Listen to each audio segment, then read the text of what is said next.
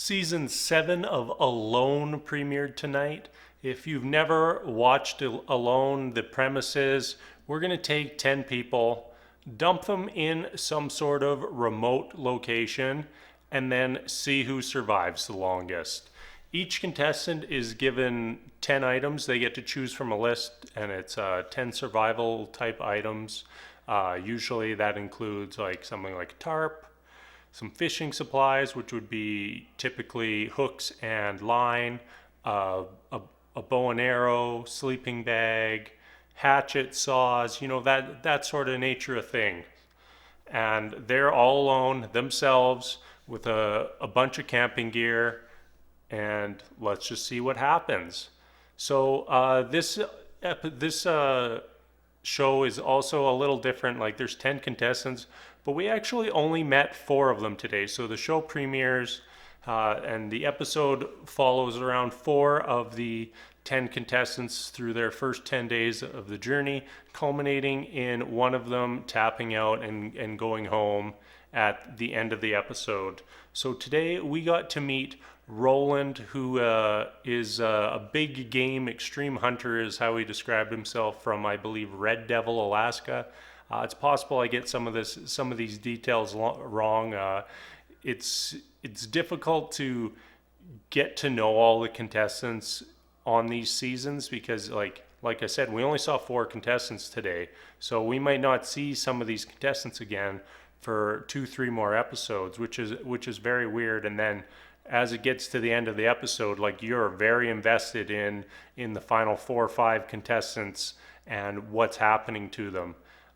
So Roland, big game hunter, he seems a little bit on the quiet side, kind of keeps to himself kind of guy is how I would describe him, and not really worried about being out in the wilderness.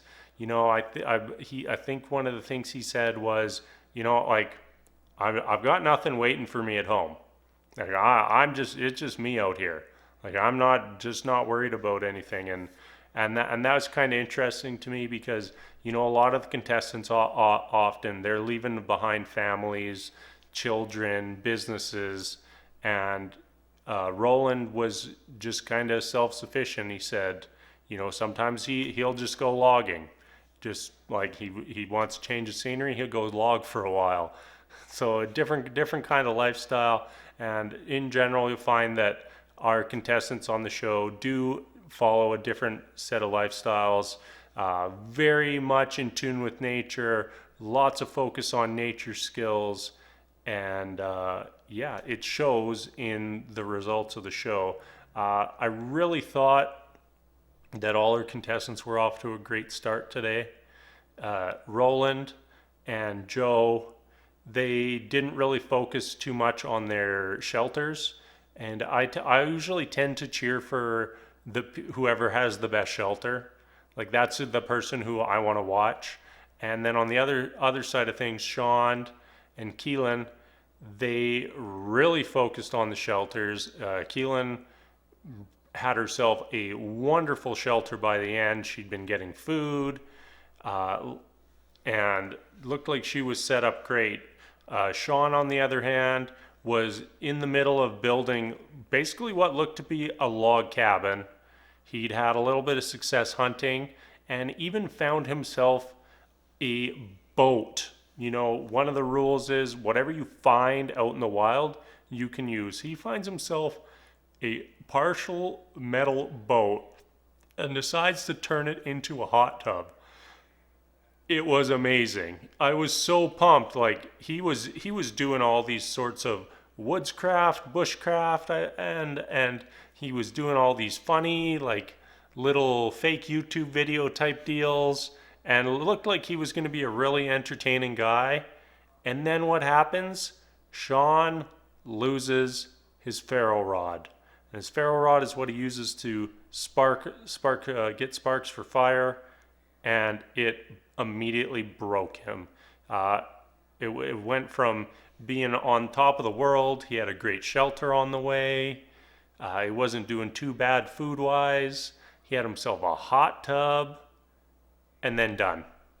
It was 3 hours. 3 hours from discovering he lost that ferro rod to tapping out. That is all it takes. He realized without fire, he was done. No chance. No point even doing it. And I was a little disappointed by that. Yeah, we've seen in the past people go out there without taking any sort of fire starter material, and the strategy really becomes you cannot ever let your fire run out. You know, you need coals going of some sort to respark a new fire, and you can survive that way. And I really wish that Shaun would have considered doing something along those lines to keep everything going, but unfortunately he tapped out. He was very entertaining, and yeah, very unfortunate that we only get to see one episode of him. Our other contestants, Joe, who I never mentioned, biologist from California, or no, biologist or park ranger, I can't remember, something like that. He apparently isn't scared of bears. He said, you know, you hear a noise in the night. He's the kind of guy who gets up and goes towards that noise, who gets up and tries to scare that noise away. So that should be an interesting guy to watch for the season. His shelter did not look great. I think he had a little bit of food. I think he was the contestant who did not take a bow and arrow with him, but did throw a rock at a squirrel and killed the squirrel. So that's always good. And then we also had Kalin. Not totally sure how you pronounce her name there. And like I said earlier, she had herself a great shelter going on. You know, started out with tarp, angled over some trees, make herself a nice traditional tent, and then chopped down a whole bunch of logs, stacked them up the front and back of the shelter, stuffed it all with moss. Like, she looked like she was secure, warm, and ready to thrive in the Arctic. So from Who's Left, I will definitely be rooting for her. I really hope we get to see her make it far into the show. I don't believe there's ever been a woman win alone, but we have seen numerous do very well on the show, but can never quite get that victory. So I will definitely be rooting for her. And yeah, Roland and Joe, guys, get yourselves some better shelter. This is the Arctic we're talking about. We're on day 10, and the temperatures are right around freezing. You know, probably overnight, it's freezing. So if this is day 10, what is it going to be like 3 months from now? It's only going to get colder, guys. It's only going to get colder, and you need to be ready.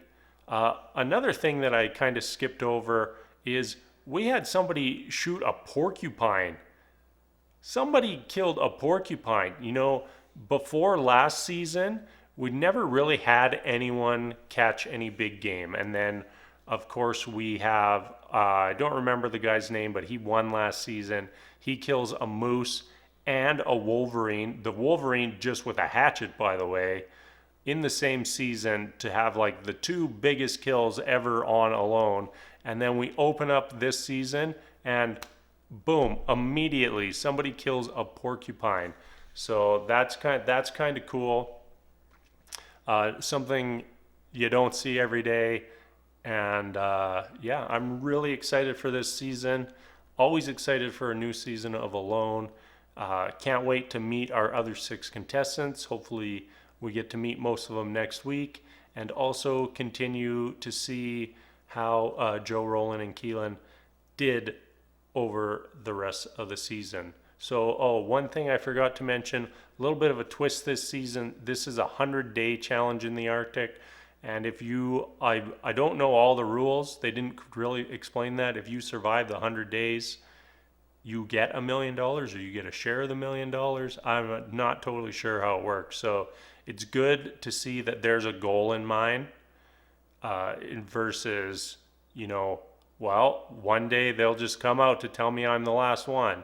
All right, that wraps up our season 7 premiere. Thank you so much for watching, and I look forward to seeing everybody again next week.